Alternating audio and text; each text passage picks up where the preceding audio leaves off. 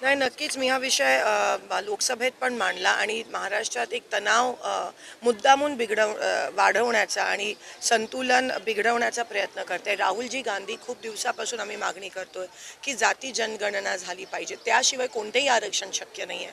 महिला आरक्षणापासून देखील ते मराठा धनगर आरक्षणापर्यंत हे शक्य नाही आहे. मला माहीत नाही सरकार हे का करत नाही आहे आणि म्हणून मुद्दाम ह्या देशाच्या वंचित लोकांना देशाच्या संपत्तीपासून दूर ठेवण्याचं कट कारस्थान भाजप करते.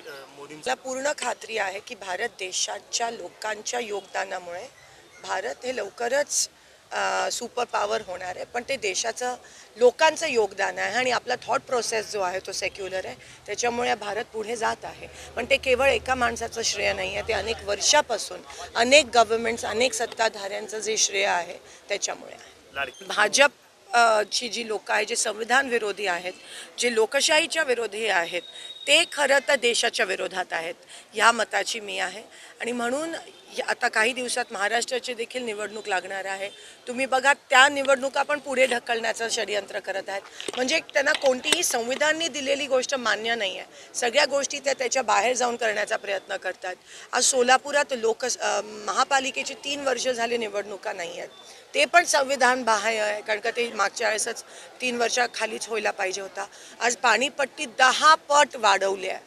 पूर्ण सगळीकडे त्याचा इफेक्ट मोठ्या प्रमाणात होतोय. सगळे अन्यायकारक निर्णय हे भाजप सरकार घेतं. आम्ही त्याचा निषेध करतो. पण आजचा लोकांचा दिवस आहे, ह्या मातृभूमीचा दिवस आहे. तो साजरा करताना आपण वचन घेतोय की आपण ह्या देशासाठी आपल्या शेवटच्या श्वासापर्यंत सेवा करणार आणि लोकांसाठी आपण शेवटच्या श्वासापर्यंत आपण सेवा करणार आहोत, त्यांच्यासोबत आहोत. हा काँग्रेसचा पिंड आहे आणि तो हक्क आमच्याकडून कधीही कोणी खेचू शकणार नाही.